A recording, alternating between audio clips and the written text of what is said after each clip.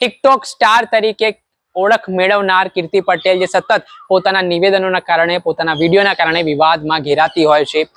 આજથી 10 મહિના અગાઉ સુરતના કાપોદ્રા પોલીસ સ્ટેશન ખાતે કીર્તિ પટેલ સામે એક બિલ્ડર પાસેથી ખંડણી માંગવાના આરોપસર તેની સામે ગુનો નોંધવામાં આવ્યો હતો। અંદાજિત 2 કરોડની આસપાસ બિલ્ડર પાસે ખંડણી માંગી હોય તેવા આરોપો કીર્તિ પટેલ ઉપર લાગ્યા હતા। આને લઈને છેલ્લા 10 મહિનાથી કીર્તિ પટેલ ફરાર હોવાની વિગતો સામે આવી હતી। જો કે ત્યારબાદ કોર્ટમાં સમગ્ર મામલો પહોંચ્યો અને કોર્ટે ધરપકડ વોરંટ જાહેર કરતા કીર્તિ પટેલ છે તે અમદાવાદના સરખેજ વિસ્તાર ખાતે તેનું લોકેશન ટ્રેક થયો।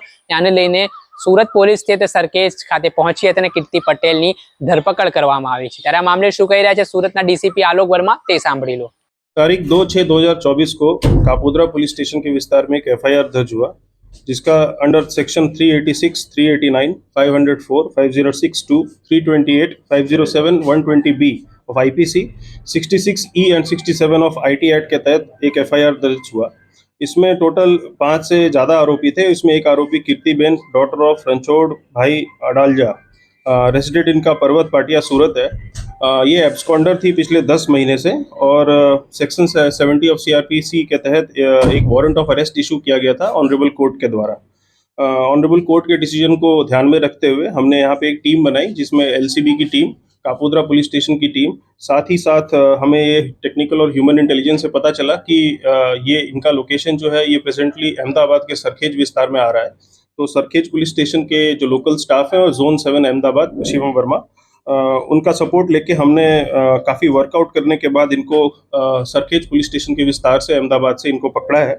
और अभी हम इनको ऑनरेबल कोर्ट के पास लेके जाएंगे और अपने जो हमारे जो पुरावा है वो सारे रजू करेंगे और फिर ऑनरेबल कोर्ट डिसाइड करेगी कि आगे की कार्रवाई क्या होगी।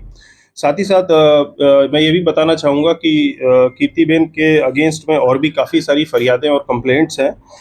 उनमें हमारे पास लैंड ग्रैबिंग और एक्सटॉर्शन की फरियादें भी हैं और उनमें भी उनका स्टेटमेंट हम रिकॉर्ड करेंगे और आगे कार्रवाई हम करेंगे। तो अभी जो गुना है वो क्या है? अभी किस गुना में धरपकड़ हुई है?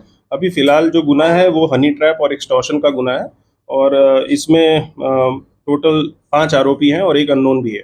किस तरह से इनको फंसाया गया था? किस तरह से ब्लैकमेल किया गया था? इनको ब्लैकमेल फोन के थ्रू और इंस्टाग्राम अकाउंट के थ्रू किया गया था और आगे की डिटेल्स जो है हम कोर्ट के साथ शेयर करेंगे। कितने खंडनी मांगी थी उसने? टोटल जो खंडनी मांगी थी इसका रकम अभी हम डिस्क्लोज नहीं कर रहे हैं, हम आपको पूरा डिटेल शेयर करेंगे। सर, ये 10 महीने के गाय में कीर्ति पटेल कहाँ कहाँ गई? 10 महीने के दौरान में इनका मोबाइल जो है वो कॉन्स्टेंटली अलग अलग लोकेशन पे आ रहा था, गुजरात के अलग अलग लोकेशंस पे, लेकिन कोई भी परफेक्ट लोकेशन नहीं आने की वजह से इनको हम अरेस्ट नहीं कर पा रहे थे। साथ ही साथ जो आईपी एड्रेस है ये बार बार चेंज हो रहा था और इनका जो फ़ोन है वो भी बार बार स्विच ऑफ होकर अलग अलग मोबाइल नंबर और अलग अलग सिम कार्ड से यूज़ हो रहा था। हमने आईपी एड्रेस ट्रैक करके और जो इंस्टाग्राम और बाकी लोगों से कोऑर्डिनेट करके, उनके नोडल ऑफिसर से कोऑर्डिनेट करके हमने ये लोकेशन निकलवाया और इसमें हमने साइबर एक्सपर्ट्स का भी इस्तेमाल किया और उसके साथ ही हमने इनको पकड़ा है। सर, इसका बैकग्राउंड क्या है और काम धंधा क्या करती है ये? इनके मोर देन 1 बिलियन फॉलोअर्स हैं इंस्टाग्राम पे और ये सोशल मीडिया इन्फ्लुएंसर है। सर, ऐसा बोल सकते हैं कि एक के बाद एक फरियाद दर्ज हुई है तो पासा भी हो सकता है कीर्ति पटेल के विरुद्ध? ये हमें इन डेप्थ स्टडी करना पड़ेगा कि पासा प्रपोजल के लिए इनके अगेंस्ट में जो जरूरी पुरावा है वो है कि नहीं। अगर इनके अगेंस्ट में जरूरी पुरावा हमें मिलते हैं तो ज़रूर हम किसी को हम स्पेशल ट्रीटमेंट हम देने के मूड में नहीं है। सर, कई लोगों को ब्लैकमेल किया है तो क्या अपील रहेगी आपकी उन फरियादियों को पुलिस के पास आने की? कोई भी फरियादी, आपको अगर ऐसा लगता है कि आपको किसी ने एक्सटॉर्शन किया है, किसी ने हनी ट्रैप किया है, अगर आप कोई भी आपको सोशल मीडिया के दबाव में डाल के आपको ये सोच रहा है कि वो कहीं पे भी आपको ब्लैकमेल करेगा, तो आप ये गलत बात है। और आईपीसी और बीएनएस की धाराओं के तहत आप पे जो आरोपी है उस पर कड़क कार्रवाई होगी और पुलिस आपको अपील करती है कि आप पुलिस स्टेशन में आए, फरियाद दें और आप डीसीपी ऑफिस भी आ सकते हैं, एसीपी ऑफिस भी आ सकते हैं और फरियाद दे सकते हैं और साथ में पुलिस पे कड़क से कड़क कार्रवाई करेगी। अर्जी है कापोद्रा पुलिस मथक में कीर्ति के विरुद्ध? जोन 1 विस्तार में अलग अलग पुलिस स्टेशंस में अर्जियां हैं।